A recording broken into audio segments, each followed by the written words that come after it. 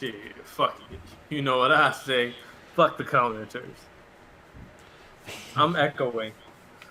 Good. Um, so, wait, you're echoing?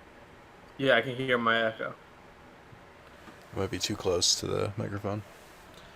Can you still hear it? Uh, yeah, I can still hear myself. Turn me down. Turn you down? Yeah, because like I can clearly, if I can hear myself, I mean, you're in it means headphones. That's the problem. It's that. that's weird. That's weird. Still? Maybe no, I can't hear me. Okay, because I'm inclined to believe it's on your side if you can still hear Okay. it. Let me load up Last of Us 2. I'm sorry. Yeah. I'm getting that platinum because then I can just delete it and be done with it. What a life you lead. If that's a thing that you're like, you know what? Let me do this to myself. Let me play this game I don't like for the platinum. We're literally in a race to get the most platinums in 2020, so obviously every bit counts. This is an easy platinum. 2020 doesn't even exist, man. Like, it very much does, and if you say it doesn't exist, you're not paying attention. Alright. Alright. So we did one of these before. I told Carlos we should do it again to be more coherent.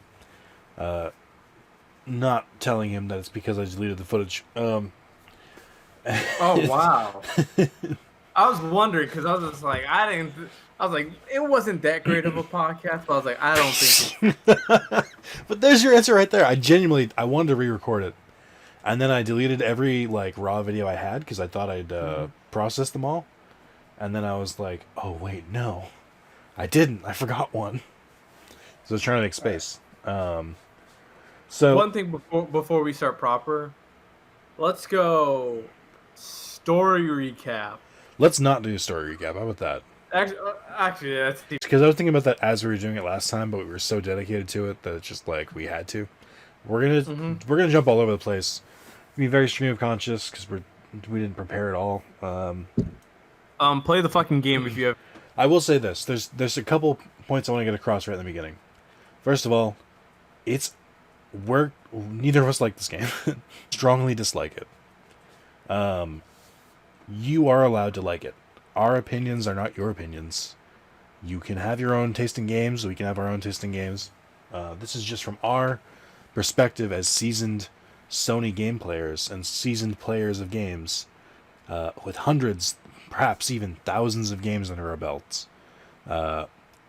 We think we have a vaguely informed opinion. We should verify that. We should verify that. We should go back and check that. So if you like this game, good. I'm glad you enjoyed your purchase. I do not think less of you. If you didn't, welcome. If you didn't, here's some echo chamber. But the other point I want to make is do not use this spoiler cast to just make the entire basis of your opinion on this game. You can use it and be like, I heard, but if you're like, Last of Us 2 is a bad game, oh, because I heard this, you're the worst kind of fucking person. Like, just, I agree. I had to suffer through this game, so if you want to make a real opinion, so do you. Clarify to when you're discussing this game that you did not play it, because that is important, because I earned my stripes. And I feel like if you want to make a real argument about this game, you gotta earn them too. So yeah, we started the last one off with our scores. I think it's a good idea too, just to get out of the gate. I mean, 6 out of 10, and that's using like a real scale. Like, was it unplayable? No. Did the game work? Does it function? Yes. Is it a playable game? Yes. Did it have some good moments here and there, like some good set pieces? Sure. Is the gameplay good? It's fucking Last of Us. It's the same. Was the music good? There was no music. Was the sound design good? There was music. Was the sound design good? Probably, yeah. It fits the moments. Yeah, are you gonna jam out to the fucking Last of Us 2 soundtrack? Yes. I don't think you are. I don't think you are. I mean, I really like the Last of Us 1 soundtrack, so. Oh, maybe. I guess I didn't really. I don't think of them. They're not my type of soundtrack. To be fair, I like bombastic, and this is more like low key. Um, so I will be playing Last of Us 2 in the background. I'm currently on my New Game Plus run so that I can get trophy mop up, and that it just sort of makes sense to play this in the background. So if I get distracted, please call my attention back to the game. Or back to you. Okay. So, what would you give your score? As the days go by. Oh, God. Oh, also, I want to clarify. Last time we did this, I finished it literally the night before. Now it's been about a week. So I've had more time to sit and process with it. And honestly, I thought that would be better for me. If anything, I just forgot most of the game. I just immediately was like, it was not important. I put it out of my mind. Yeah, it's unimportant to that. I typically rate games out of 5, but for the Nick Zalis scale, I'll use the 10. No, if we want to rate it out of 5, I'll give it a 2 out of 5. Okay, I was going to give it a 1 out of 5. I'll give it a 3 out of 5. No, I'll give gonna give it 2.5 out of 5. a 1.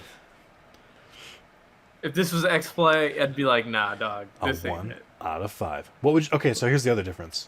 What would you give the original Last of Us? 5 out of 5. See, the original Last of Us, I would give a 4 out of 5, maybe a 3.5 out of 5. I thought it was an average game. But it did accomplish what it set out to do, and it had a coherent, engaging narrative, albeit very predictable in this game. Boy, did it follow the predictable route. So I don't tend to fault games for predictability.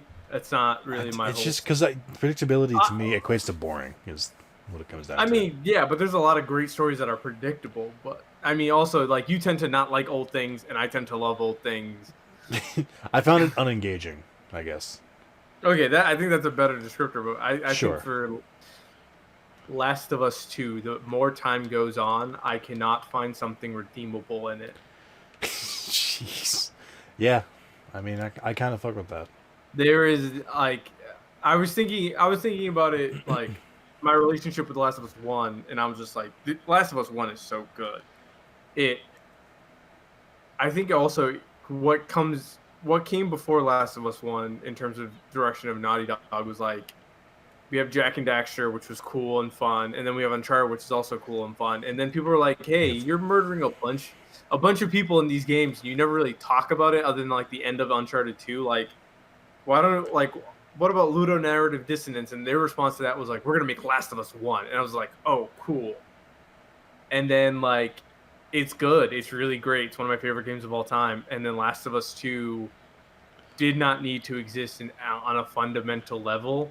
And then it never really earns a reason for why it needs to tell the story it's trying to tell. And so the entire time it ends with me just not engaged on the premise. It's attempt to try to rope me in. I'm just like, okay, cool. I get into it a little bit. And then the ending leaves me in such a sour taste in terms of deliverance of its themes that I'm just like, this was an entire waste of time and someone should have stepped in.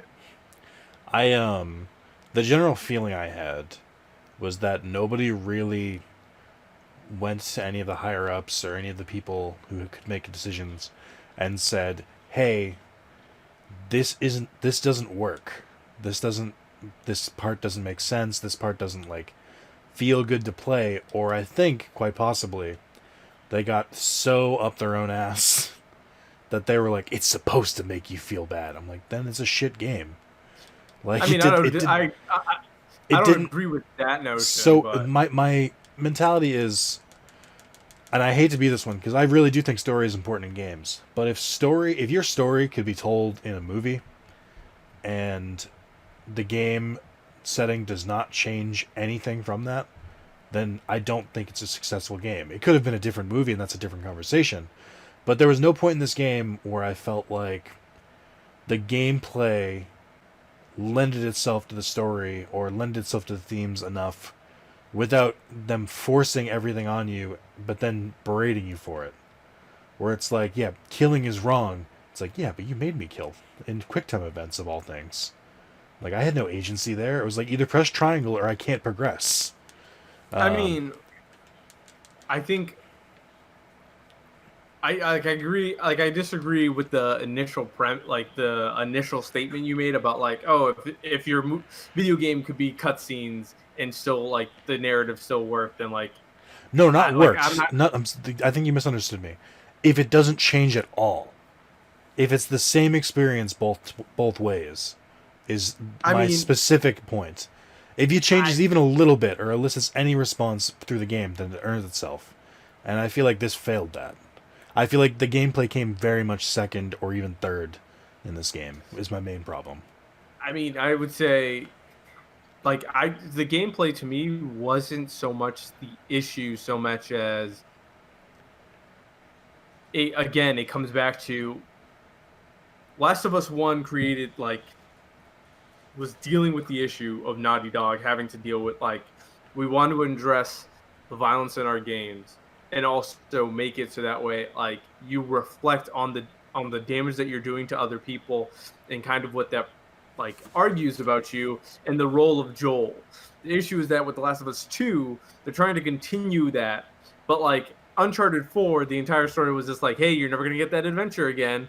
And then you have Uncharted Lost Legacy, which is kind of its own thing as another daddy game.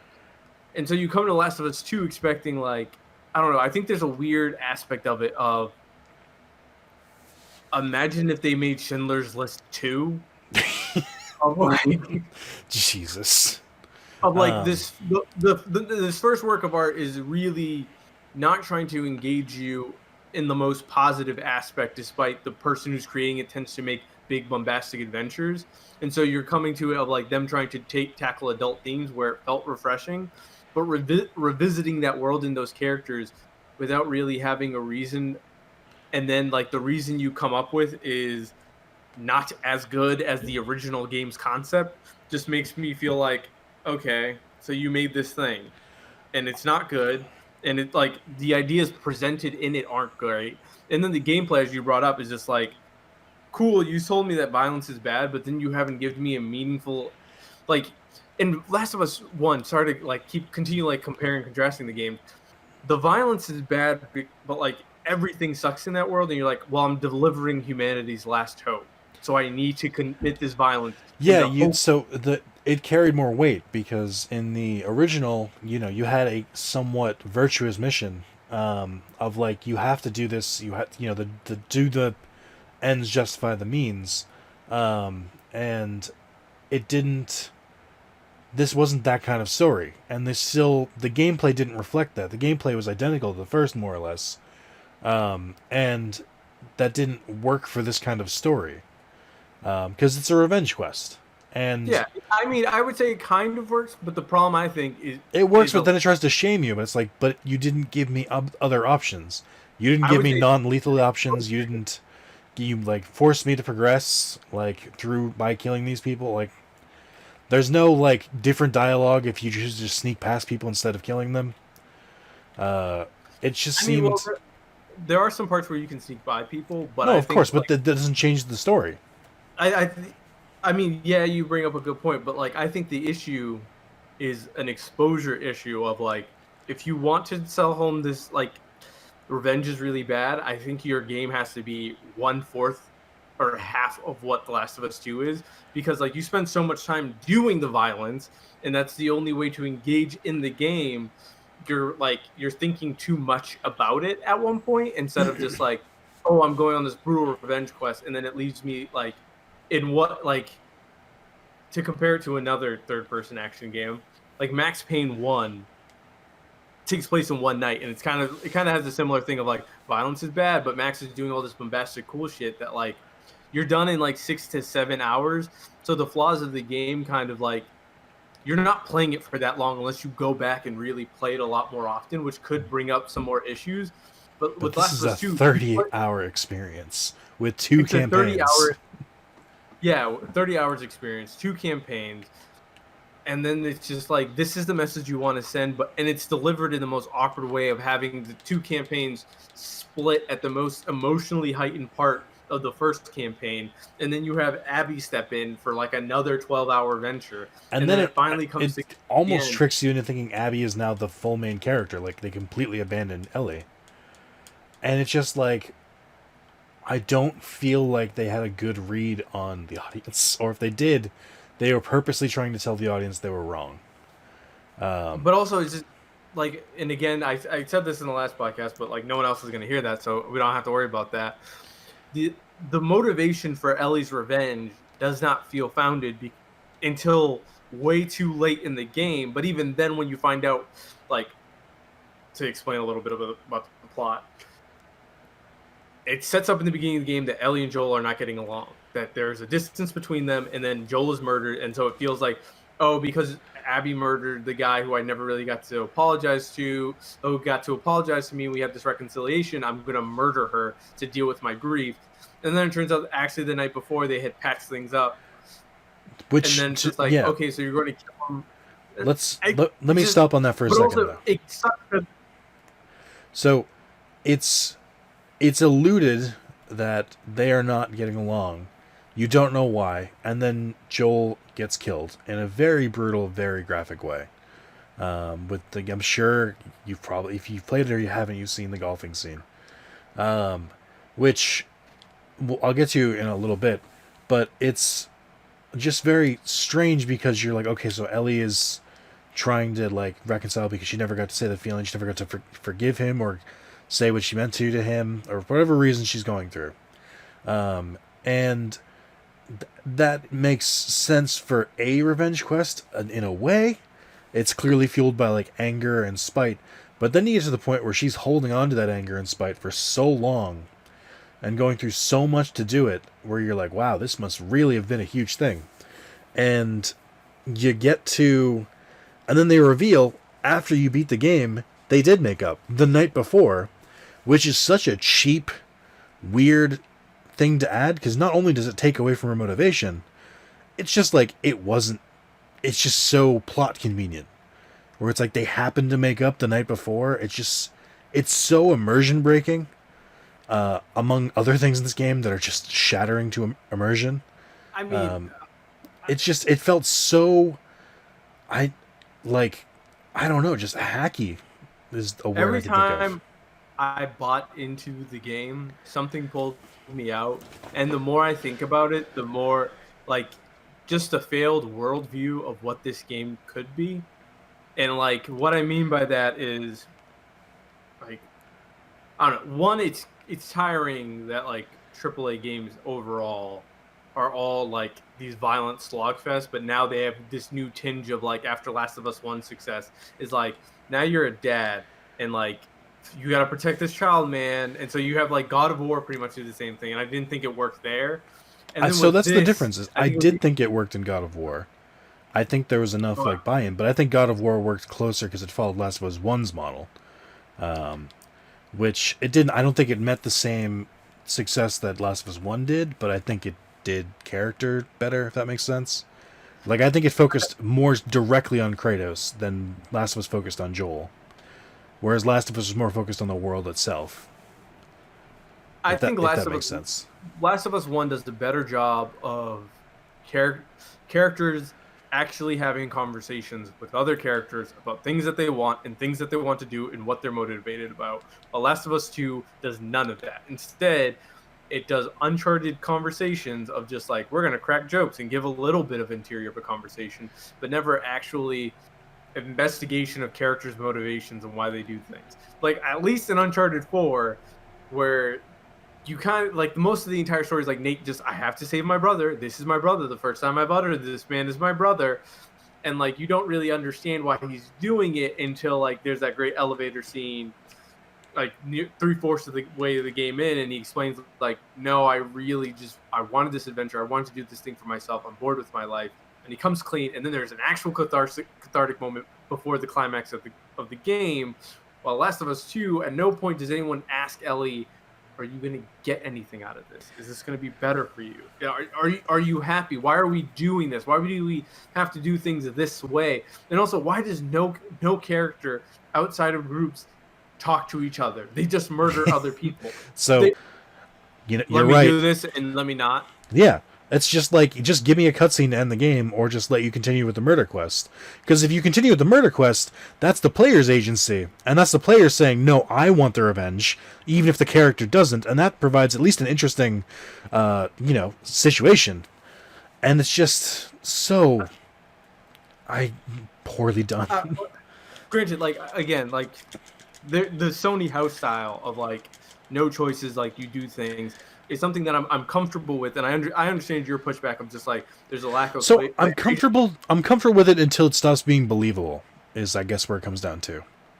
Let me just explain, like, Sure. or like, because I think another issue of like again to compare Uncharted 4 to this is Uncharted, like that point of clarity conversation happens once you've gotten to the Pirates Island and the story is at its emotional peak of just like, oh, we're gonna find out finally this island that we building up to, and the game has ideally been fun and telling you like, look how fun this thing is. But The Last of Us 2 is having like, this is horrible. Why would you do this the entire time until you get to this ending? Like, it's not even like a climactic conversation. It's a sidestep of the conversation because she's like, I have this PTSD. I need to deal with this thing. And then like, again, Dina doesn't have a conversation with her. No one interrogates like, what do you want out of this? And then it makes the decision. And so you're kind of just like I don't know. Like, it's one thing if Ellie, the character, makes a decision. Me as the player, I'm just like, cool, I'm going to see this way through, because there are other games that make decisions that I'm like, me and the character in the game are two different things, which I'm comfortable with, like, seeing. But it's more, I don't feel the game earned it, and also it didn't do a good job explaining, especially because they have me play Abby, and so I have to now contend with Abby is another character. Why would I want to kill Abby? But also, like, why would I want to kill other people? Yeah, it comes to this very strange thing of like, well, naturally you have to kill them. Like, no, that's not the natural conclusion. Clearly, because in these games they live in these enclaves, so I'm like, you had to talk to people. You had to like come together. Like, we have a common goal. But then there's this weird aspect of it of like, everyone needs to go back to their enclave, and the enclaves cannot interact with each other. Is this Fallout? Is this fucking Fallout? So, it is, to your point, and we've been dancing around it, let's just get to it. Let's just rip this Band-Aid off. You've explained it better, so I'll let you go with it. And that way people can take the fall if they say you're full of shit. They'll blame it on you and not me. We're going to just do the Israel-Palestine thing? Yes. So, Okay. Neil Druckmann very explicitly said that the conflict between the two main factions in the game, the Wolves, which is the Washington Liberation Front, and the Seraphs, or the Scars, which are a religious organization. They're fighting over the same land for not really a well-explained reason, and they've always been fighting, and there's no communication dialogue between them, and he explicitly said he based it on Palestine and Israel, and once you know that, and once you notice some of the ways you can see how someone tried to form it, it's icky, is the best way I can describe it. Because like again, Neil Druckmann like grew up in Israel, so it's a bit of a different thing here. But also his like the quote he gives everyone about like why he wants to make this game was like, oh, I watched these Israeli soldiers get murdered by these Palestinians, and so I felt this unrepentant hate of like, I want to kill them all. And I was like, he wanted to make a game about hate, but the game doesn't work because it's a white guy's hate instead of like a queer woman's hate. And how does that manifest? Especially because like it's such a basic level of just like, if you change Ellie with another white guy, right? You take out that one bigot scene, what actually changes about that game? Like, nothing changes. And I think that's an issue of just like it's not that deep, but also it's not that smart. And yeah, it's just very odd because it beats you over the head with it, and you're like, surely there must be more to this, and there just isn't. It's just the story is what you learned right in the beginning, which is killing is wrong, revenge is wrong, and then at the end of the game, they're like, and the big moral of the story is, revenge is wrong, and you're like, I know, like, no shit, I went to 4th grade, like, I know. I don't murder people. Like, who is this game? Is this game for people who murder other people? But like, so, I've heard the other comparison, and I think you'll agree with this, is that some people say they tried to go for what Spec Ops The Line did, but just way worse. Of just like trying to make it trying to like make the player like feel regretful for their actions and say like, was all of this worth it? And it's just like, but not really going that deep into it. And I just think there's been better versions of this. Like I think God of War is a better revenge story. Like I think Spec Ops: The Line does that part better, obviously. There's just so much that's been done better. And it just feels weird because like I've seen Naughty Dog's writing, I've seen like this stuff happen. They have the ability. It just seems like I don't know. I can't explain it. It just wasn't fun. I mean, and it wasn't insightful enough to offset the fun. Yeah, that engaging, because I prefer to use engaging fun, because like Spec Ops: The Line isn't fun, but it is certainly engaging and made me like. And that game's third-person shooting is trash. But I was just like, I want to see the end of this. I want to see what this game has to say, and it was interesting. But with The Last of Us 2, it just felt like it's 30. Like again, I come back to the time. It's just like it's 30 hours, and that's a lot of time to say nothing.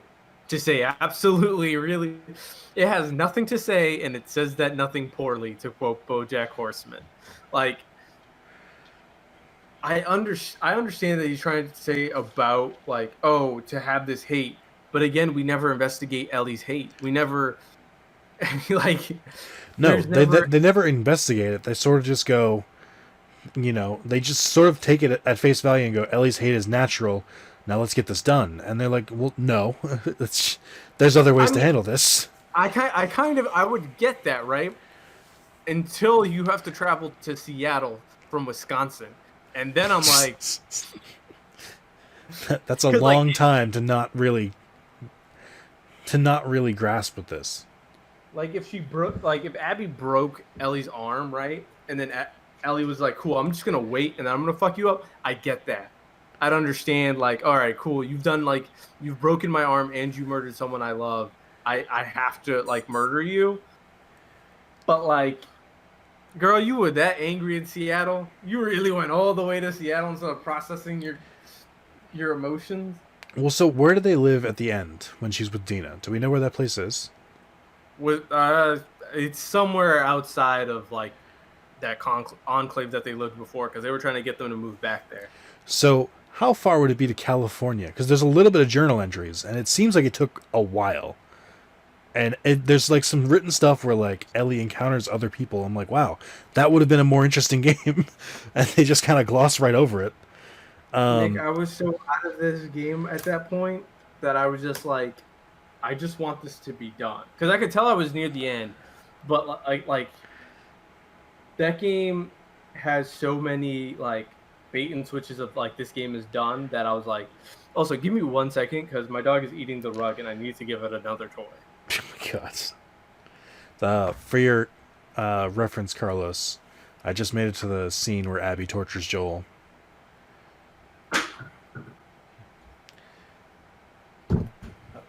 Okay, what were you? By the way, I'm literally at the scene where Abby tortures Joel, so it's fun.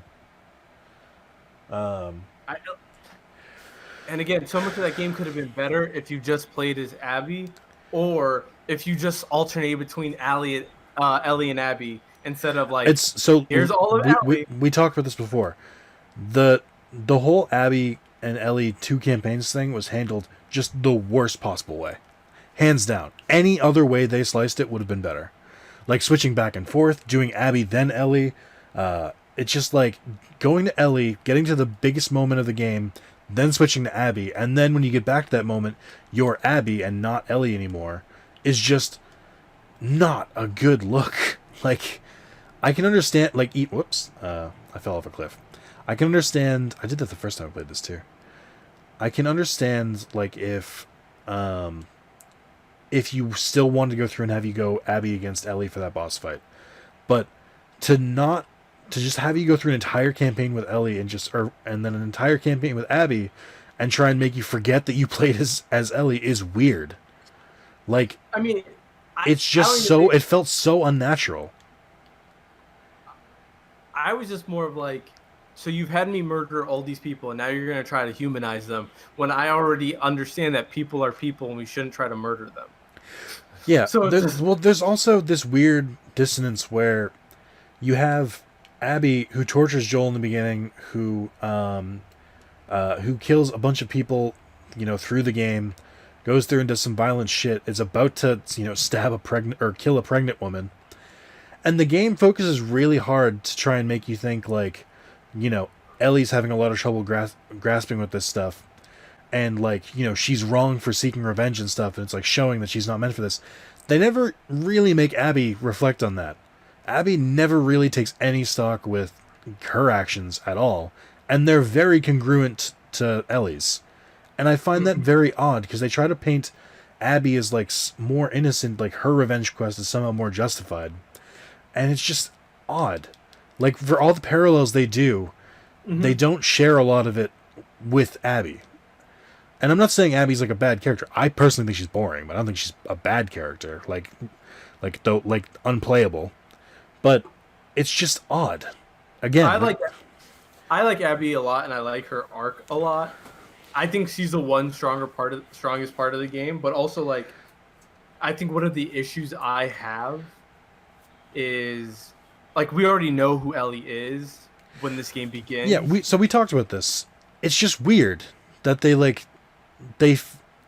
would have been a much better point if like the climax, like the midpoint of this game, instead of Ellie being at gunpoint from Abby, was you playing as Abby, then getting to the point where you go and torture Joel, make you do it, because if you want the game to like make you feel like you're a monster, look what you're doing, make you be in control of Abby during that moment. And then you see Ellie come in, and you're like, and it breaks your fucking little heart, and you're like, oh my god, Ellie and Joel, no, it's so sad. And then you play as Ellie, and then it makes a lot more sense because you have the more player motivation. It just is weird. I also, going back to Abby, like I said, I think she had some better set pieces. I don't think she's that interesting of a character. I kind of found her very stock. I mean, now that I know she's an Israeli soldier, it makes me. Yeah. But wait, actually, like you touched on it a little bit about like the level of violence, but something I think might have helped the gameplay a little bit more was if you could more easily ghost through levels or more often knock people unconscious, so that way the only time you're really murdering is in the cutscenes, where it's just like, oh, I came to murder these people, and so like the impact of each murder is it's like, each one of you wronged me, and I'm only here to murder you fuckers. The rest of y'all can live your life, and then allow the player to make the decision of like, oh no, I'm murdering everyone in Seattle, or I'm only here to murder the people I came originally here to murder. Yeah, who played a direct hand in the Dishonored. Yeah, of like give you the option to only murder the high value people, like the part of Abby's gang. And just like there's no non-lethal option. That's the other thing too, is like you go to the point of having two different campaigns. They don't play that differently. Like Abby is more like in your face and has more like assault options, and Ellie is more about also fuck this game for having both of their names and an E. It's just confusing, but it's just Ellie has more stealth oriented and like more planning with like the trip mines, and Abby's more like assault, but that's it. It's really not that different, and it's weird. Like they don't have the same skill sets, but like it's not different enough for me to be like, okay, all right. Another thing that really annoys me and like is why are there so many guns in this game? I thought about that too. How on earth are there many guns? How do the Seraphs have any guns? Like I just don't understand on the fun. Like, I feel like, again, to go back to Last of Us 1, Last of Us 1 hits you kind of like, hey, the apocalypse just happened, so all these resources are still out here in the universe. Granted, like, time degradation has hit, but, like, you can still find bullets if you really want to, and there's traders and stuff like that. Well, Last of Us 2 goes out of its way to set up really, like, the communities are the communities, there are no people who travel between them, and so I'm like, where the fuck is everyone getting bullets from? Is someone in a factory making bullets? I thought about that too. Like guns, also, I can see there being guns because you can maintain weapons and stuff like that. Ammunition is a different story. Like Where did they find it all? How is it not gone? But like another thing that I think about, and one of the many flaws is why wouldn't the first thing we do, like the scattershot people of society, be like, cool, let's make sure to get the electrical grid on and figure like what is actually able to work. But like I don't know, there's a bunch of other issues. So the other part is that these They kill societies. every minority of color in this game. Well, we talked about this. There's two things. There's no overweight women. There are overweight men, as evidenced in the first game in this universe. Also, there's two fat people. Who's the two fat? I know Bill in the first No, game. there's that boss, those two boss characters, like the two guys with sledgehammers that come at you. I kind of thought of them as beefier. Yeah, but I was just like, Not that's not quite overweight, not like overweight. yeah. I know what you mean. But the part that you brought up to me that I didn't notice because I don't wear them, but the fact that nobody in this game has glasses or the first one is weird. I mean, it makes sense. It doesn't though, because You break my glasses, Nick, I'm gonna fucking die. well, astigmatism still exists. That's not something you're gonna get rid of. And they'd be able to fashion glasses, I think, even if they just use like makeshift shit. They'd be able to make like some. Give me some broken glasses. I've seen post-apocalyptic shit. Benjamin Franklin had glasses, so like. Yeah, exactly. But one optometrist isn't going to survive the entire apocalypse. Well, no, because apparently there's only one surgeon in the entire world. I can understand that, oddly enough. Because I would be like, oh, all the surgeons are in the hospital, and then the hospitals are getting overran. Yeah, I guess that does make some sense. And also, surgeons get paid really well. So, like, in an apocalypse, the first houses I'm running on are all the people who got money. But, like, that's insider baseball. And neither here nor there. But well, so it's weird to me. What I want to talk about is similar to the Palestine versus Israel thing. It's just because we didn't really go full into it.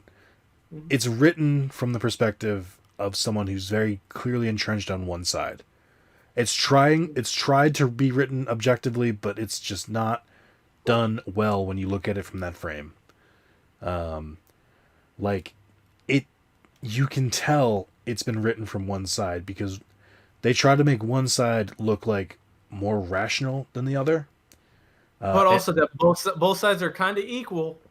It's so there's the other point it gets to is both of these societies are surviving on their own in their own areas, and they don't make it seem like either needs to expand. Like it doesn't seem like either is hurting for land or is like overpopulated or anything like that. And they both have their own resources. So the question of why there would be any conflict is just odd.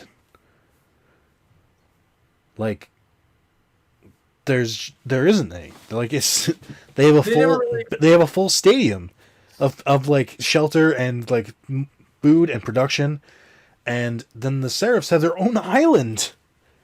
So it doesn't make sense why they're in the city. It doesn't make sense why the WLF is constantly outside, other than to monitor for the infected. And also, wouldn't it be better to just like, cool, we're this religious enclave, we're gonna live here, like how people do in the United States now, like how the Amish exist. Granted, there's some issues with that, but I'm okay. Whatever. That's the worst part about this game is at no point do you talk to someone on the outside and be like, "Hi, my name is Ellie," or "My name is Abby. I'm looking for this." Like, I don't know. I think this game might have been better if there was a MacGuffin of some sort for Abby, at least, of just like, you need to get this thing. This thing, like the first game at least gave you a point of like, why is Joel going across the country? He needs to deliver this child to this group of people. So that's the course of the actions of just like, you need to make sure this thing gets delivered. If you don't, society falls, we all die. Well, so also He's traveling all the way in the most dangerous conditions ever to just murder someone who might just die from the fucking zombies. Or like, I mean, I think it might have even been better if you got to Seattle and Abby was already killed by something else. I honestly thought they might do that. I thought that would have been a better way to do it. To just that if you want to really drive home how fruitless revenge is, there you go. Get to the end and find out that she just got killed by the infected like right before Abby got there. really twist that knife. So the part I did want to bring up is I forgot because I'm skipping cutscenes. So it's just so The Last of Us 1 did that. Like What? every time they met like a semi-peaceful people, they tried to communicate with them. Yeah. And this game doesn't have that. It's either you're with us or against us, and there is no talking across the lines except for Abby, Lev. It's Lev, right? Yeah. not that this is a problem. No, it's Neves in Tel Aviv. It's Lev and Yara. Is that it? Yes. Not that. So those two are the only ones, and it's just because they were both. It was like the enemy of my enemy is my friend, and like a very heavy situation. It's just so weird that like nobody talks to each other in this game when they did in the last game. Like, was Joel that much more of a people person than Ellie was? And also the thing in the first game, which I think, like, again, to go back to say, oh, The Last of Us is so much better than the second one. The Last of Us 1 is just like, we're all looking for a community here, and it shows you just like everyone's partnered up and just how hard it is to maintain relationships and the things that you have to do to keep the relationship afloat, and kind of how selfish you have to be in terms of protecting it. And so, like, you get to the end of the game, and Joel's just like, cool, I'm going to murder all these people because I want to protect this person that I love. And in this game, it's just like, Ellie murders all these people because she wants to murder all these people. Because a lot of these people... And they never make her grapple with that. Yeah, and like, I don't understand if it's one thing of just like, oh, I murdered Abby's friends, and maybe some of them weren't or even some WLF soldiers along the way. Not an entire army of them, but some. Especially like, oh, I had no choice; they were trying to kill me. But also, why isn't the WLF trying to ask her questions of just like, why are you here? That was my thing. Is they shoot and trap her on sight? Like, what are you talking about? She's just some random person in the city. This doesn't happen. You're a huge fucking city. Like, how do you get new members? In your commune that you don't know. Yeah, it's wild to me. And then there's the Seraphs.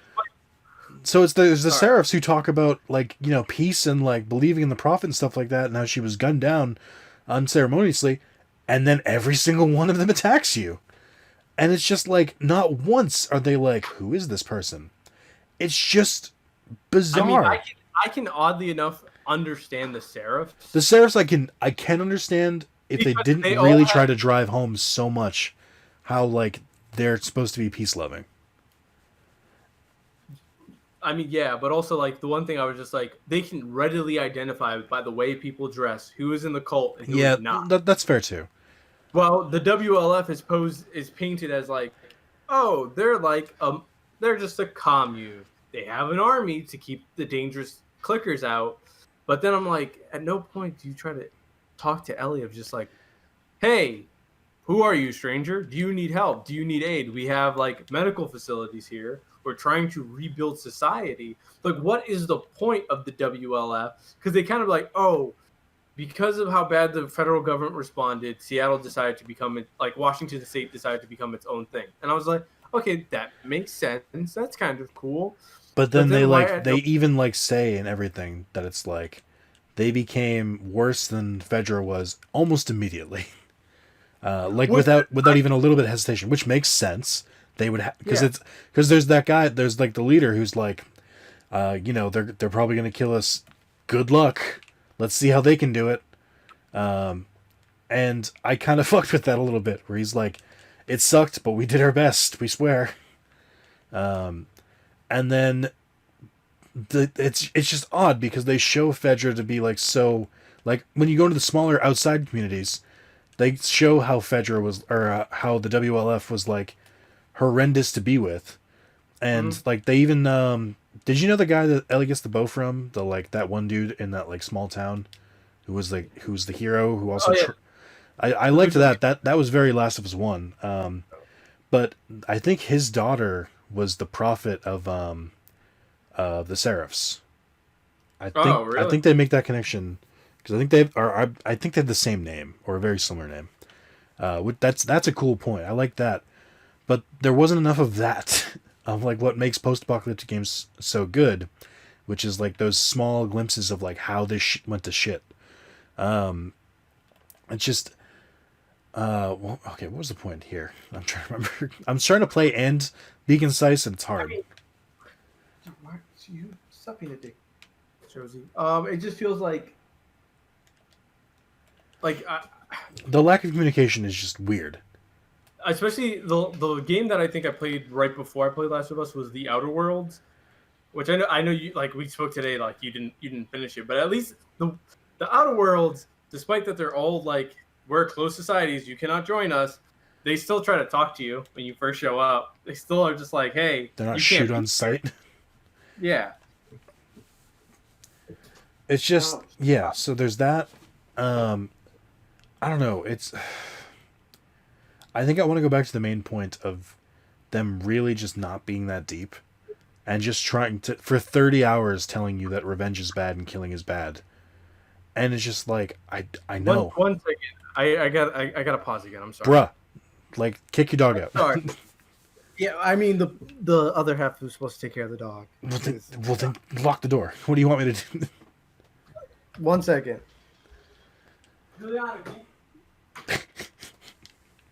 Oh, Carlos. By the way, if you made it to this part, have you or a friend you know recently gotten a pet because of the pandemic? If so, please join the Discord and post a picture of that pet in the gifts and photos section. And say, Nick told me to post a picture of my pet. Because I'm curious to see what everyone's pets look like. Me, who cannot get a cat, despite my my want. I'm gonna live vicariously through you guys. So it's fine. I was telling the chat to get pet or just show me pet pics. Okay, cool. All right. Well, we were talking about no one talks to each other. Everyone and then sucks. Just the main theme of the game being murder is bad and so is revenge. But did that need to last 30 hours with 2 campaigns? Like a 15-hour game of this would probably been a lot better because you'd be done and then like you don't feel like you invested too much and it's like, oh, that was a good weekend. It gets worse for me because I'm like, even when I got to the end of Abby's part where Ellie's part where she gets to the point where Abby like confronts her, even then I was like, please wrap this game up. And then I had to play an entire other campaign. I was just like, no. I was actually at that point as well. I was like, cool, we're at the climax. It's the worst feeling in the world. And then they don't prepare you enough. So you get to that point and you're like, and like everyone I've talked to has done this. I swear. Every single person I've talked to is like, yeah, I think I'm almost done with the game. I'm just doing a quick section with Abby before he gets to Ellie. I'm like, no, dog, you got 10 hours ahead of you. And they're like, what? And it's just such a weird thing to spring on you. And there's actually one of the Vice writers. He was like, people kept telling me like, hey, I like this game. Like, why did you write such a negative review? And he goes, keep playing it. I kind of fuck with that. Like that's literally my issue with it. Is like it's just I've never seen a game overstay its welcome just that much. Like to the nth, like they're like Metal Gear Solid 4. So like, I like that game, but even I was just like the 3-hour like ending cutscene. I was just like, okay, we get it. I've definitely felt games overstay their welcome before. That's not a new concept. I've never seen a game overstay its welcome by half the game's length. That is a new record for me. I've never felt like the game was about to end for literally half the game. Yeah. Like, one time I thought it usually what happens, or at least the way to do this well, is like, cool, the first act builds to something. You get to that first thing, and then it's just like, oh, your princess is in another castle, so I'm going to continue on because I can... There's a clear identified goal, but it's just so weird that like you play with Ellie, you get to her goal, and then it's like, cool, now you're going to play as a completely different character in a different campaign with different stakes, with different motivations, and we're going to try to re-explain the entire world for you about things that you saw in the fringes that were probably better kept in the fringes because it makes it look a lot more cooler to be like, oh, there's these 2 warring factions, and I'm going to try to use them to get to my goal of murder. Like, how I thought this game was going to go was like Abby is like a peak leader in the Wolf Liberation Front, and Ellie was gonna join the Seraphites to like try to get close to murder Abby, or she was gonna join the Wolves to like be a sheep in or like be a wolf in sheep's clothing, and And it done none no, of that. none of that. It's And just everything. Every single part of the game is you're running. You're running from every single faction, and you do that with Ellie, and you do it with Abby. You're running and trying to progress forward by looking at some like monument in the distance every like 10 minutes or every like 20 minutes after you finish a scene. And it's just like, it's so weird. Like, there are better ways to tell this story, like using the characters and the set pieces you have. it didn't feel like also like the pieces built up to something, because again, like a lack of interrogation of the characters and their interiors. It just felt like you're doing things to do things to get to this goal of murdering Abby, which like again, I think that first part of Ellie starts off strong, and then the more the game tries to explain itself, it gets weaker and weaker, and then you have the entire Abby section that you stay away from Ellie, and just like, what is like why? That's the other thing too. Abby And then doesn't you even find Abby doesn't even learn about anything Ellie does that entire time in Seattle. She literally other just than her friends. she gets to right at the end, and then just like that's the part that really really really annoyed me. She gets to the end with where she discovers Owen, her dog, and Mel killed, Male. and that's it. She didn't know about her other friends. She didn't. She Never didn't meet hear. Dora again. She never heard about any of that other stuff, and she finds Ellie because Ellie dropped a fucking map. I'm like, if you want a MacGuffin, there's a MacGuffin. It's like, I literally shouted at my screen. I was like, come on, like, there. Again, The part that really really annoyed me is that the first scene you play as Abby, like proper, not out in Wisconsin. Mhm. She's a tracker. She's tracking her dad. She's tracking out Zebra. And that doesn't come into play when she could have tracked Ellie. You could have reversed back through Seattle, like in a quick play. God, not like a 2-hour section.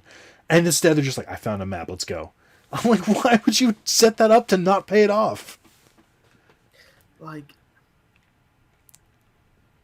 It's just, there's so many questionable decisions made in this game. the Ellie thing is just like a lack of thought out. The Abby thing is a poor execution, because I think that again, I really think that Abby section as its own standalone thing probably would have been good enough, because one, that's like 12 hours, and if it had more of like, I think it would have been better if it's like, cool, you come, you murder Joel, and you're like, yo, who the fuck is this girl I'm playing as? You just murdered Joel. And then like you play the Abby section, and they never bring up that Ellie is gonna try to murder you. So there are, so there's two complaints I have about this. I think it has the worst parts of Beyond Two Souls, where the between the flashbacks and the scenes and the order, The flash forward. you're just all over the place. And it's, if you had just left it as chronological order, like where it made sense, like just start. Honestly, they should have started the game in the museum with Abby and Joel. I think that should have been that's your way to hook people in. Where you're like, hey, I got Joel and Ellie. It's your favorites. Here's a scene that seems like it could have literally been ripped out of Last of Us. Then progressively go through, see how she gets more distant with Joel. Then if you like, this is if you want to start with Ellie, and then do Ellie's scenes in order from there. And then if you want to do with Abby, start with Abby tracking her dad. And then you get to that scene, and then you get to her other past scenes where she like learning about her, where you're learning how she learns these skills, her relationship with Owen and her friends. Then you go do the mission with Joel. Then you come back and you do Abby's Seattle part, and you fucking allude to the fact that Ellie is in this city and fucking up the WLF immensely. Like, make it seem like you brought up the good point. Make it seem like you're being hunted, like there's a ghost, like that's like not like chasing you, not Tsushima, but make it seem like that Ellie's having an impact, because she did. Hundreds of soldiers were dead, multiple outposts just erased, and then, But also, like the best part of Abby's story, or like the two best parts are like, I think the island works really. The island at least looks really cool to like sneak through and like deal with, because it's just like, yo, what the fuck is this enclave doing? I thought that was an interesting end to to the end. I thought that would have been an interesting place to stop for for Abby's campaign. The best part of Abby's campaign is when like you're getting shot at by a mysterious sniper, and you're like, "Who the fuck is this person sniping me? I can't line up the shot. Let me sneak through this parking garage." And then the sniper's luring the clickers towards you. And it would have just been cooler if there were more sections of like again, I don't like intelligent AI, like Tommy doing that. Well, Tommy doing that was a really interesting section because they were weaponizing the infected, and like he was just really good, a really good shot. And I did think that was really interesting. I thought the part in the dark was really interesting. There was so many good set pieces Abby had that they did it, and then they're like, okay, and back to the game. Like that Sam section really worked for me because it's like, who's this guy shooting at me? I think it's a Seraphite. And then you get closer and it's like, he's clearly not wearing Seraphite clothes. Who is he? And then it's like, oh, it's Sam. Sam's been hunting me for this level. Oh, Tommy, whatever. Is he voiced by Troy Baker? No. Oh yeah. Is Sam his brother in Uncharted? Is that what you got confused with? They do look very similar. They both wear a lot of denim. I can give that. But like, I think that if there were more sections of like all of a sudden there's just a sniper shooting at you and the clickers and like the Seraphites, and it's like, who the fuck is this person? And then it turns out it's Ellie. I'm like, that would have worked better. But overall, I'm just like, there's so many what if. Like, I hate when the game becomes a what if instead of what it is. Because like, what Last of Us 2 is just a loss of potential, but also just like a lot of waste.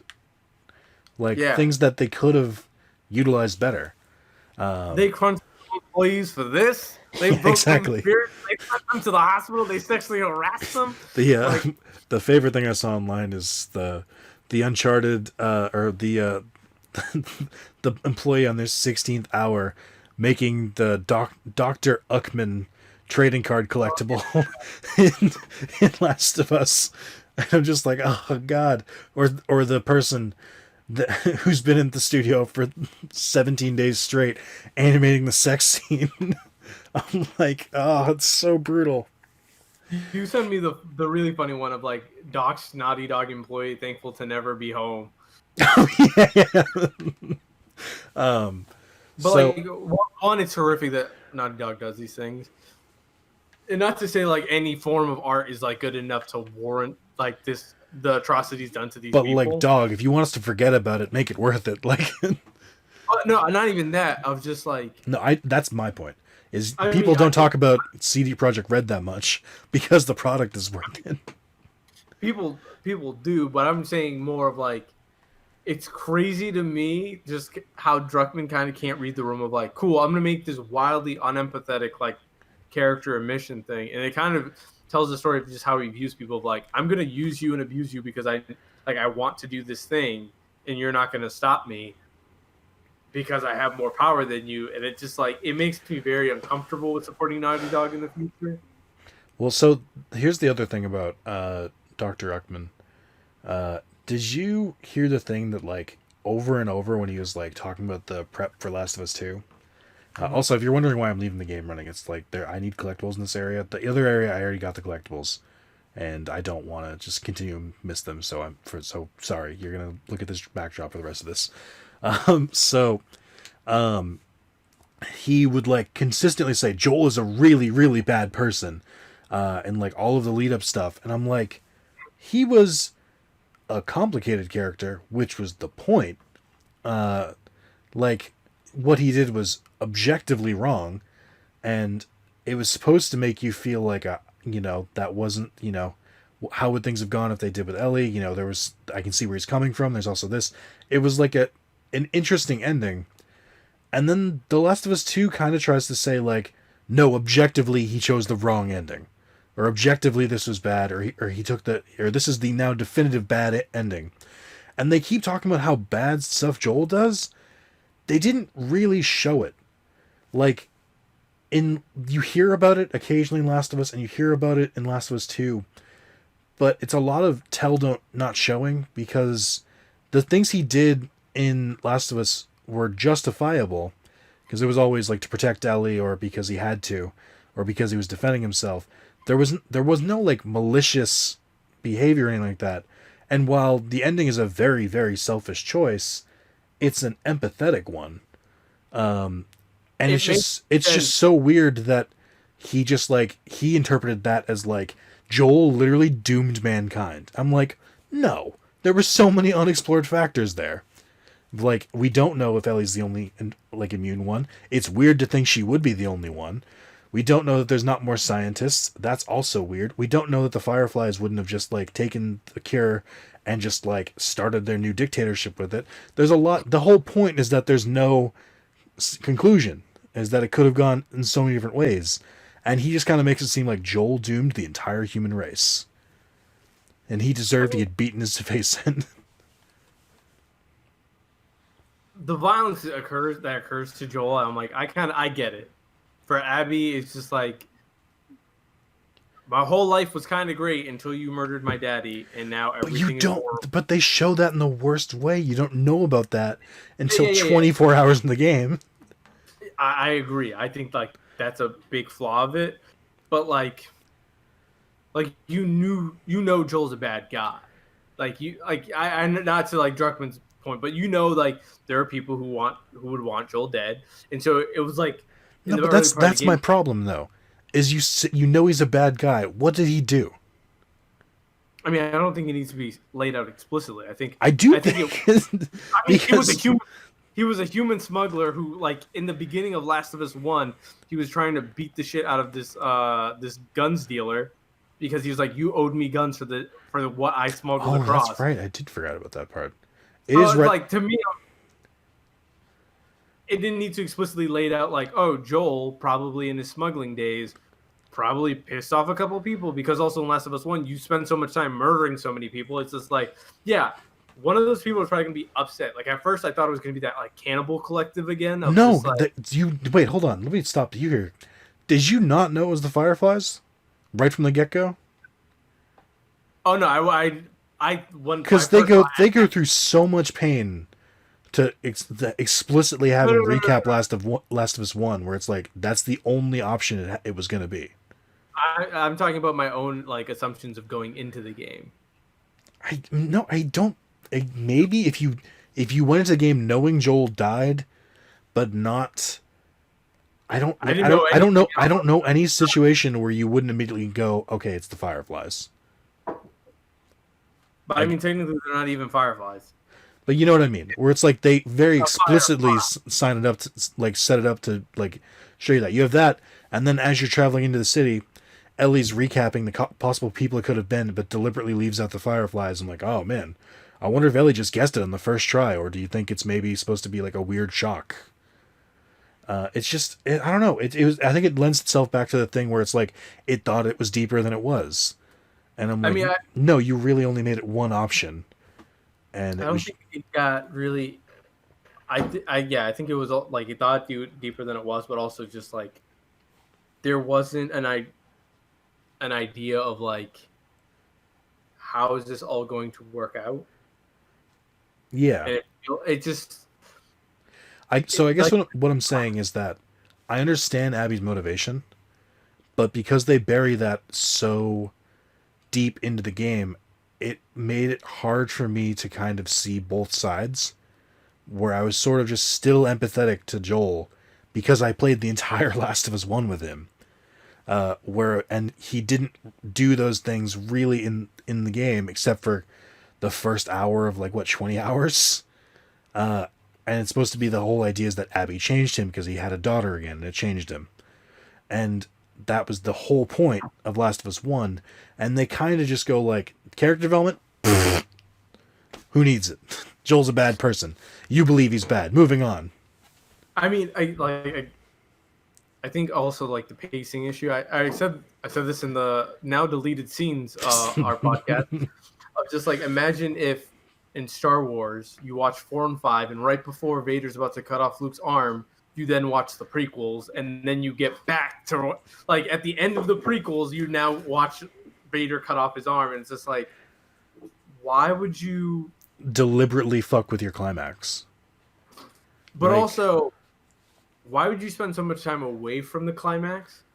in terms of explaining things, because then it just sounds like a rough exposition of just like, okay, cool. I mean, after like the first couple hours of Abby, I was like, cool, I get this. Let's get back to this thing. And then I was just like, wait, there's more. So And then I was like, there's that. There's like, yeah, I get it. Okay, I get what the game's trying to show me with Abby, but there's also that feeling of like, I know this isn't the end, and I know that whatever this happens, Ellie is going to make it to the third day. Not Ellie, Abby's going to make it to the third day. It's almost like the prequel problem, and it's like I know what's going to happen to her, but also there's a sense of urgency where it's like I need to get back to that moment because there was some serious shit going down there. And it almost takes me out of the story that they're trying to show me with Abby because I'm like, none of this matters right now. Ellie's in danger. The game is slow paced. Incredibly, even through every single part. Which, like, again, I'm fine with the slow paced game so long as it's like you have to. With the slow paced game, I feel like you have to tune your emotional climax to a much like a slower hum, so that way it slowly builds up because you can't. At no point in Last of Us, like, oh, there's going to be this massive gunfight with. Granted, there's a massive gunfight, but there's not going to be like an Uncharted 2 level type thing of like, there's going to be these purple people that come out of nowhere, and the entire country is going to. It doesn't have the land's going to fall apart. It doesn't have the Uncharted mythical surprise. Yeah, and so you just kind of like, all right, it's slowly building up to this, or like Red Dead Redemption 1, which is a Western, and it's slow, and it's just like, oh, you're slowly trying to figure out what's going on with your family. And this one is just like, cool, you finally got me to this emotional climax that you put in this legwork, and now we're going to spend the entire, 12 hours now slowly trying to build me back up to this thing. You gave me blue balls. You gave me narrative blue balls. You worked me up, and then you're like, you can't finish here. You gotta go do some more. So I know that they were trying to do something, and I do think they failed, like, explosively. But there's a reason that we have a basic story structure of beginning, rising, climax, falling, end. Because it works. And they tried to subvert that, but I can tell you the absolute worst part to subvert that is right before the climax, if you just immediately go back down and then start building back towards the same climax. I can tell you right away, that's not how to write that. That's not going to be satisfying. It's going to be not even uncomfortable, just unsatisfying. And it's just such an odd experience. Like, imagine if Last of Us was a TV show. Do you think it would have worked there either? Do you think if, let's say it was 6 episodes. Let's say if you get 6 episodes, the end of episode 6, Abby's got Ellie at gunpoint. And then they start episode 7 with Abby's first start. And then you get back to episode 12, and you're back with Abby. And you're from Abby's point of view, all the frames, you're not inside Ellie's inner monologue anymore or anything like that. Do you think that would have worked? I think even in that situation, it would still feel weird. I don't think it really works that well because also the thing that Abby does while Ellie's doing her thing is so wildly different and unconnected, might I add. Yeah, the two narratives don't really intertwine in a sensible way. It feels like you do Ellie's thing and then you do Abby's thing instead of oh, they just missed each other, or oh, if granted, actually no, there's that one time where Abby just misses Ellie in the hospital and then right at the aquarium, but those two things don't feel the same because there isn't a feeling of Did she, by the way? I thought Abby went to I thought Abby went to the hospital at the beginning of the day, and Ellie went there at the end. Yeah, but Abby leaves that in the evening. She leaves the hospital in the evening, I believe. Oh, okay. You're right. She did leave through a different way. Yeah, but also, wait, hold on. That's the other part. They even go to different parts of the hospital. Which, again, could have worked if I did not already know, oh, we have to do this arm surgery thing. Or just neither campaign affected the other one. Yeah. And it's there was no point where Abby goes somewhere before Ellie, and Ellie has to deal with something because Abby was just there. I mean, there's a couple points where they're like, "We're looking for Abby," and Ellie's like, "Why the fuck is I looking for Abby?" But not in an impactful way. Like there isn't like like Abby doesn't escape from some like infected by trapping him somewhere, and then when Ellie's going through, she uncovers this like fucking room full of infected or anything like that. Like there's so many other ways they could have done that they just didn't. Like they were two completely. Abby is blissfully unaware that Ellie exists, and Ellie doesn't have to deal with any consequences caused by Abby. And it's just strange. But also, like Abby never feels hunted by Ellie. No. And Ellie, again, to go back to like my original thesis of like nobody talks to each other. Ellie never really interrogates her friends or tries to speak to them. She does torture them. She does, and it's also off screen, which is just a strange. It's a very yada yada kind of thing, where she does interrogate that. She does interrogate the doctor, and you don't hear any of what they actually said. It's just like at the end of the day, like I don't even really think about this game often, other than like it was a letdown. I'm more intrigued at this point of like what is the thing that people like about this game, other than like, oh, it looks really pretty. It's a Sony AAA game. So, I'm glad you brought that up because I really want to drive this home. A lot of games look pretty now. Not a lot of games have you run around in the dark in the rain or in caves in complete pitch black like this game does. You can't claim to be pretty and then not show me anything. Like literal darkness. Like it's just I don't think it should be a selling point at that point. I don't think the settings are that varied. Like there's a couple set pieces here and there. A lot of Seattle looks the same. A lot of it. Especially the city parts. I don't really have an issue with that, but it's more of just I don't know. There's this weird thing that I as I get older, I think I'm getting more crotchety, shocking. It's like the bar of which we're like the judgment of which we have AAA games, particularly from Sony, because Microsoft doesn't really have anything. It's just like what, like there's not a like, and also like Rockstar,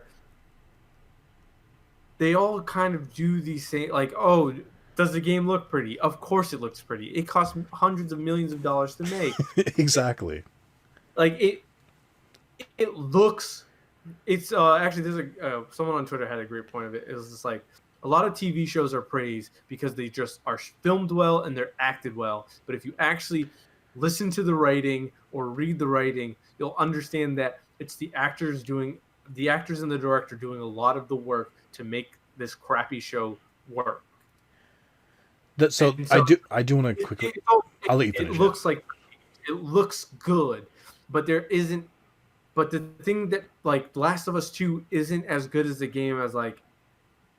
Give me an indie game that like you really like. A game that I really liked was Paratopic, which was made on like a $5 budget, or any of those games that you can get in that massive racial justice bundle of games trying some shit and it not working out all the way, but you're being like, you know what, that was a really cool idea. I wish there was more polish. Yeah, so that's the weird thing here. It's like there were so many people working on this game. I almost find it unacceptable that a game could miss the mark on so many different ways because there's so many checks and balances. Or there should be, I guess. There aren't real like as someone on like a Kotaku did like a big piece on Ubisoft where it was just like, this is why Assassin's Creed games kind of like are really bland. Granted, they have a whole culture of harassment as well and horrible things, but one of the issues was the guy was talking about was like when you stop working at 5, someone in India picks up and starts working because it's 9 o'clock there, and now if you want to change something, you're trying to change like a massive boat, and you have to check so many different things to make something at least work. You're just gonna kind of keep going with things that work anyway. Can I quickly ask, are you trying to explain what it's like to work at a game studio to me? That you you heard secondhand? No. But I'm just saying, like, for a game that large, of just like, I mean, with any organization, you understand how it goes at work. You try to change one thing at work, everyone's just like, "No, we can't change that. Why can't we change that?" Because Tim That and that IT, the that only guy who knows how to fix that, is not saying not no. not quite that, but it would be. It's more of like, hey, the players are upset about X. We're gonna give them Y, which is worth very little. It would be roughly the equivalent of $1 to all players, and they're like, do we need to give them $1? Do we really need to splurge? How about 20 cents? Like, do they like we don't want to go crazy on them, and we're like, trust them, they will not think that $1 is crazy. I'm like, I don't know, seems like a lot to give. And it's a lot of conversations like that, and it's I can definitely see that. The problem is a lot of these are narrative, which are not outsourced. That is directly in studio, and so I mean, it's hard. They have to outsource a lot of the CGI. Even that CGI is different. I mean Oh, no. specifically the writing. But I mean, well, Naughty Dog as a whole had a really big issue of like every time they released a game because of the work culture sucked so much. Most of the studio left, so they had to hire a whole bunch of That's new true, people actually. to get them to like, all right, this is how you make an like a Naughty Dog game, but like you're trying to teach a bunch of 20-year-olds and like there's no senior level management other than Druckmann and like that other guy who helps them write the games. So it's just like there's no one here to answer my questions of how do things work because this place sucks to work at so much that everyone's like, cool, I'm gonna do my 2 years here and go. So would you say that's part of this, is that there's such a disconnect from the first game because there's just not a lot of people left from the first game or there really wasn't any connection to the people who created the first game, if that makes sense? Like there wasn't any consultation as far as you could tell? It's like kind of what like again to go to another Kotaku article, they were talking about like what fucked up Mass Effect Andromeda, and they were like everyone who did the first Mass Effect trilogy pretty much left, and then they were leaving during the trilogy. So yeah, and then like the new people who came around were like, and apparently they used to say like, oh, the game doesn't get good until the last 6 months, and like senior level management were the people who were kind of guiding it through. But now that everyone who's like guiding it through like the sucky part into like the 6 months of crunch is gone, it's just like, all right, well, we have to like, this is what we have and we have to get this going. And if it doesn't work, like, fuck it. At this point, we'll see what goes. And then I guess what another thing that probably played a role in it was that like so much of the game got leaked and the game was technically done. So who knows if they were going to try to edit it or change something else because they were going to delay it indefinitely because of the Rona. Actually, so I didn't check on that after. Did the leaks turn out to be 100% true? I didn't look at the leaks. I didn't look at the leaks either, but I'm just saying they took away that period of time where they can like if you get your game delayed indefinitely, there was definitely a period of, there would have definitely been some guy who played the game like, you know what, let's just change this up a little bit because so much like Last of Us 1, they used to say The Last of Us 1 did not become a good game until the last 4 months of development. And that game was in development for 3 years. So it's just like, who knows what a little bit more time could have made out of the game. And I don't want to, like, again, go back into what if the game could have been. But I think there are questions that need to be considered of, like, was this game worth it overall? And also of Naughty Dog management of just, like, the workplace that you have here is terrible, and is also it is being directly reflected in the things that you're creating. So I think we should probably work on wrapping it up because we're at an hour 20. Final thoughts. It could have been better. Like, I mean, so everything could have been better. I just take 2 things into consideration. Carlos loves Last of Us 1. I think it was an okay game. I think it was solid. Like it was. I think it's overhyped, but I think it was a really good game. And then when people say it's their favorite game, I'm like, okay, I sort of just accept it. I don't fight them on it. I'm like, fuck you, Last of Us. Like, except Carlos, but that's different. And coming to this game, even though we both felt very differently about the first game, we both don't like this game. I would argue Carlos doesn't like it more than I do. It's good. It's a bit of the Assassin's Creed 3 thing of like after Revelation is like, all right, I'm done with Assassin's Creed. And then I saw the trailer. I was like, you know what? I'm intrigued. Let me try this. And then when I played, I was like, actually, yeah, I was right. This was shit. I played it with kind of the wrong mindset because I played it with the mindset of like I just want to be done, and I just want to have this story in my head so that I can make a conscious like decision on it. I cared enough about the series, just enough to not want to get it spoiled for me. So like clearly there was something there, but I was also like I didn't feel like that was worth my time. I mean, hey, I've gone into games with super negative expectations. Looking at you, Witcher 3, I was just like, oh, this game is gonna be trash. I can't wait to talk about how trash it is on Twitter. And then I've had again like Witcher 3, games have won me over. This one kind of won me over, then it let me down, and then it never won me back. And then I just was like, there's still 12 hours of this game. I went into Witcher thinking I'd like it and then didn't like it, but that's a different story. I had a similar thing, so I streamed Ghost of Tsushima on Friday. I literally only played it. I was like, it's Sucker Punch. I like Infamous. I like Sly Cooper. Sly Cooper is one of my favorites of all time. You know, because it's so influential on both of us. I think. Yeah. And I was like, okay, I'll give Sucker Punch a try. And I was like, the game should be fine. I was expecting it to be kind of bland, if I'm being honest, because I think some of Infamous's biggest thing is that it can get boring at parts. And I still like the Infamous games, but there's definitely like it's tough to go back and replay them in my opinion. Two and I think one I really love one, but 2 and 3 I definitely agree, especially 3. But 3 was a launch title, so I gave it a little slack. Same, and 2 I like more, but anyway, and so I started playing Ghost of Tsushima, and like I played it on, so you can watch the stream. It's like my literal first impressions, and I was like, okay, all right, oh that's pretty cool. Oh, and I like slowly was like, you know what, I like this. I'm enjoying this, and I didn't really get that point with Last of Us. It's sort of like I went in going like, okay, you know, it's probably not gonna be great. And there was only like a few points where I was like, okay. And then immediately I was like, okay. Okay, can we wrap this up? Okay. And it's just that difference. If you did make it this far, whether out of spite, hate, bandwagoning, anything, please let me know in the comments if you did like Last of Us 2 and you did enjoy it.